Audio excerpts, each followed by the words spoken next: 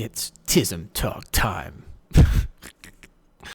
Today I had a whole plan. I was going to do a thing about group rides and how blah, blah, blah. It's hard for us. But I saw a video in my storage and realized that there's something I think that's far more important to talk about. And because of the subject of this video, I'm going to include footage from someone else. Just to clarify, I am not as good as the person that you're watching, but it will all make sense once you start listening to the video. So some people make autistic people feel like autistic people, but then some people make them feel normal and, dare I say, cool, which, like I've said before, cool is not something I feel very often. I know I do cool things, but I don't feel cool. I feel like an outsider all the time. And the range of these people is surprising. For example, it could be an old guy who just wants to talk to you about woodworking. It could be like my wife. She's always made me feel very much so like not only that she makes it seem like being autistic isn't a bad thing, but some kind of superpower. But one young person in particular really stood out to me here down in Mexico at the races, because I don't really get to talk to people very much. Not speaking someone's language already puts me in the I feel like an outsider category, and not understanding jokes, which most people don't understand jokes in another language, really just reminds me, oh yeah, this is like the same thing as in English. But I met this kid at the races because he was super fast. I'm talking professional level fast at 15 years old. And he was just really nice to me. And I asked him one day, hey, do you mind taking this camera of mine on a lap with you? It was a practice lap. It wasn't a race lap. And without question or hesitation, he's like, yeah, that sounds great. Let's do it. So he did. And it was, my mind was blown. It'll be relatively short because it's got a pretty tragic ending. But it blew my mind that a kid that was so young and really, because of his age, pretty clueless to what autism even was just so kind and sweet to me. He really made me feel like when I went to these races that I was not just welcome, but like part of the group. While he would hang out with his young friends, because they've grown up together, they would be having fun and talking. He would see me and come over and talk to me and say, how are you doing? And then not just talk to me about dirt bikes, but just like ask me like how my life was going. And more normally, because I do dirt bikes and I can't really speak Spanish, that's all people want to do is talk to me about dirt bikes. This kid really resonated with me because he was just such a kind soul, and I really wanted to see him succeed in life because of that. And I always talked to him on Instagram and everything and tried to help him do some recording and get his Instagram and Facebook and all that stuff up on a bigger footing. Not that he needed social media presence. He was already on the fast track to go to Europe and start training to do like the hard enduro and enduro stuff over there, because he had won the national level here in Mexico already, and was already a champion of many different categories. It's kind of hard because recently this little dude passed away in a motorcycle accident,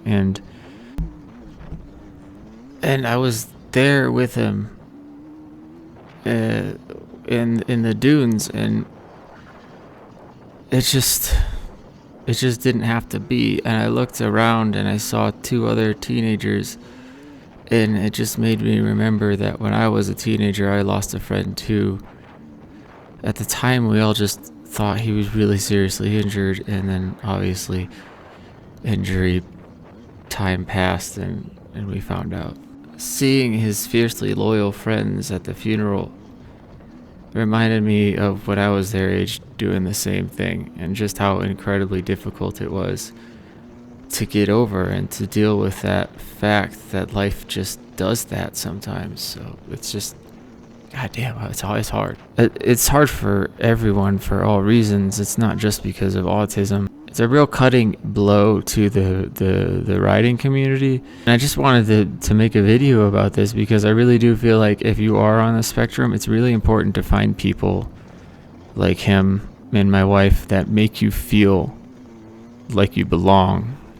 And I know that this video is going to start to sound more like just I'm really sad, and that's because I am. But what I really want to talk about is the light that this kid was, even though it was for such a short time. Talking about little Ferto is really hard for me because I didn't know him, but the fact that whenever I went to a race, I was excited to see him, that's a pretty big deal. I do really like a lot of the people at the races, but he just, I don't know, man. He just made me feel pretty cool, I guess. I'm not sure if I'll be able to post this video just because of how painful it is to talk about. But whatever pain that I'm dealing with, it's nothing compared to what his friends and family are dealing with. So anytime I can say good things and remind them that they raised and were around an incredible person, I feel like obligated to do so. I've dealt with a lot of loss in my life, and that's okay.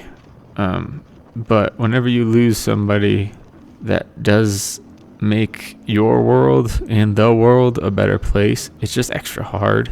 Like truly, the fastest person I've ever seen, I just don't care about that. I just always wanted to see him before the race. It was such an honor to be passed by him, but the fact that he made me feel like I fit in was such a huge deal, such a big deal to me. Yeah, so he did this thing when he was really ripping, and when he passed by me, he just like yell woo, like really loud, like he was like, really, really having fun. He just really had a lot of fun riding. So now I do that too. I don't know, it's not like honoring him because I don't feel like I can or have a right to. I learned something from him, like I learned from him how it should feel to be welcome in a place that I don't feel welcome. So now when I go to a race, I go with the expectation that there's another Tonito there. And I don't mean that there's another person as fast as him, because genuinely I don't think that's possible. But I mean that there's another person there that really just sees me for a funny guy who they want to talk to. So this is really supposed to be about how certain people make you feel better and certain people can make you feel worse. TISM Talk is all about surrounding yourself with friends and family that make you feel the really cool person, and that autism is the least interesting thing about you. My wife 100% does that, and Tonito 100% did that, because for someone on the spectrum, there's nothing more incredible than having a friend that is just a friend, not necessarily someone who thinks that they need to be a caregiver. Because when you're on the spectrum, you're always thinking about the other people. You're always trying to make their lives as easy as possible by thinking about what you say. You assume that everybody else is trying to do the same for you. And there are some people that just do it so effortlessly that it's like, oh, you just like me. It has nothing to do with my autism or anything other than that. You're just a nice person. And Tonito was one of those people. I don't even think he would have. I don't think he knew I was autistic. He just probably thought I was a little bit different, and didn't bother him one bit. So all the clips that I'm going to include in this video are going to be of Tonito. So he's fucking wild. If you watch till the end, I really appreciate it. Just try and find people that make you feel like you are interesting. And interesting because of you. Not because of any medical reason.